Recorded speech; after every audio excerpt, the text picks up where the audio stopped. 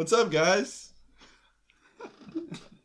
So with that, we're going to discuss what we think the Western Conference standings are going to look like at the end of the season. We're starting at number 10. Wait. Who's sitting at number 11 right now? LeBron James and the Los Angeles Lakers. Wow. I thought they'd be about 10 or 9 in the West. Who are you taking off the list then? Number 10, the Sacramento Kings. They are a sleeper. Nobody wants to hear it right now, but at the end of the season, I'm going to be talking to everybody saying, look at this video where I predicted them making the Western Conference Finals. The Sacramento Kings this year are going to shock the world. They're going to make the Western Conference Finals. They have no weaknesses. They really don't. De'Aaron Fox. They got Sabonis. They got Harrison Barnes. They got Keegan Murray. Davion Mitchell. I could go down the line. I think I heard 2 or 3 weaknesses listed there. Kings fans ride with me. I know it.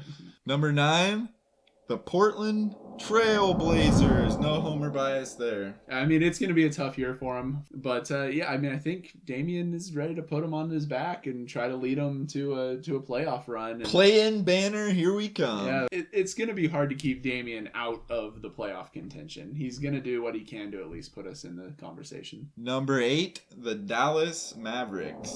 I'm not a big believer in the supporting cast around Luka. Mm-hmm. I know Luka's a problem. Yeah, Luka that's the thing. He's He's the type of player who can do it all by himself, honestly. The big three of Christian Wood, JaVale McGee, and Luka. I don't like that. If Jason Kidd can coach them into a higher seed, I'll be pretty good impressed. Coach, too. Luka is also just not the kind of player who can bring a team in around him. Galvanize. Yeah, through his positivity and excitement. And he gets really bummed out when they're not great. He keeps playing really well because he's one of the most talented players we've seen in a long time. But he doesn't have the attitude that Damian does. He kind of reminds me of LeBron James early in his career, where he's just going to put the whole team on his back, and that might not be the best thing for the team. It might be the best thing for his MVP run. Number 7, the Phoenix Suns. After their finals run 2 years ago, they came out on a mission last year, but then their end to their season in the playoffs, man, that was brutal. I don't know if they're going to be able to continue that momentum that they had. Yeah, I have some real concerns about their mentality as a team. When you have a star player who doesn't really trust the coach, that trust factor is super important. Chris Paul's getting older. When is he going to fall off a cliff? I mean, it kind of looked like in the playoffs. Number 6, we got the LA Clippers. Health is going to be the question for the Clippers. It has been ever since Kawhi and Paul George linked up in LA. But man, if they're healthy, top 2 or 3 team as far as talent in the NBA, I think. If they're healthy, they're going to be a lot higher. If they're not healthy, they're probably going to be lower.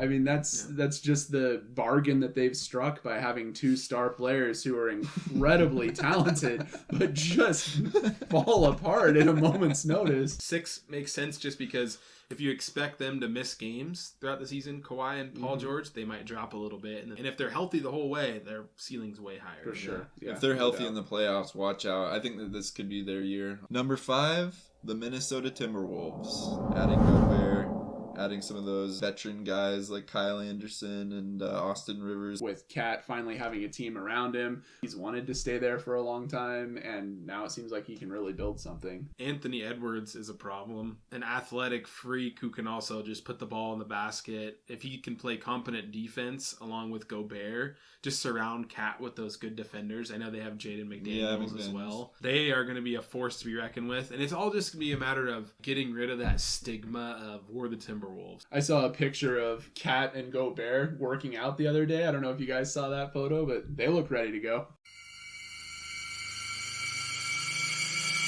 Number 4, the New Orleans Pelicans. Deep, loaded, talented roster. The sky is the limit for the Pelicans. Mm-hmm. I could see them getting the Western Conference Finals and we're being this year's Celtics and making the finals. Seriously. Have you seen the picture of Zion? Yeah. Shredded and ready joke. to go.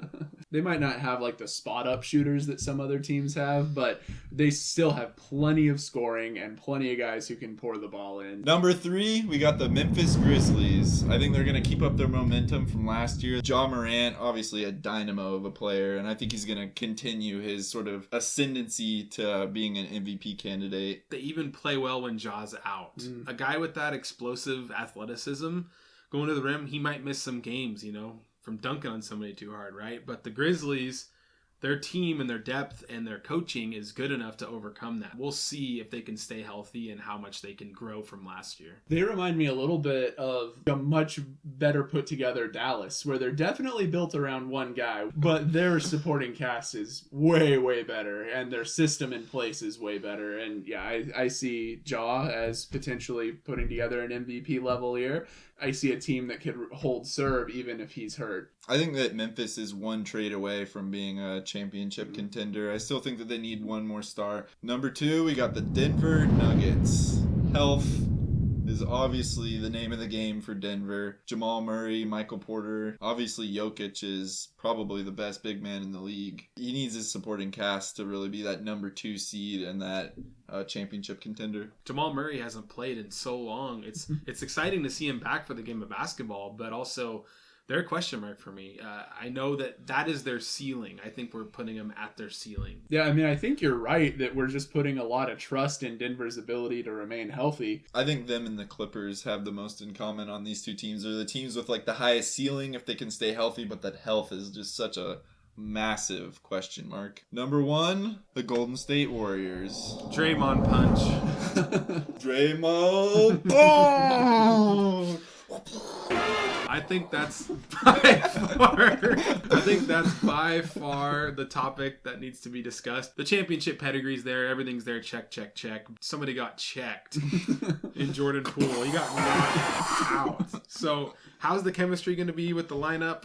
Is Draymond going to get traded? Or if Draymond stays, does that mean Jordan Poole has to go? I don't think that'll happen. I mean, it wouldn't be a good look for the organization. They're going to have some sort of public reconciliation or something if the two of them are going to play on a team that has championship aspirations all year. It's hard to imagine that they move on from Draymond after everything that they've done together, but I also don't really see that team all playing together for a whole season. There's contract issues between Poole and Draymond, and that might be some of the underlying tension, which also leads me to believe they might move on from one of them, and it might be Draymond.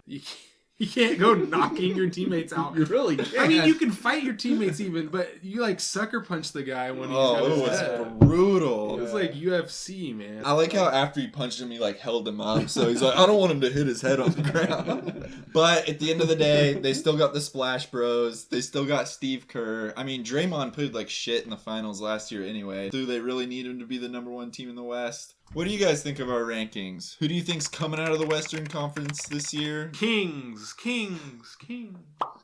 What was that?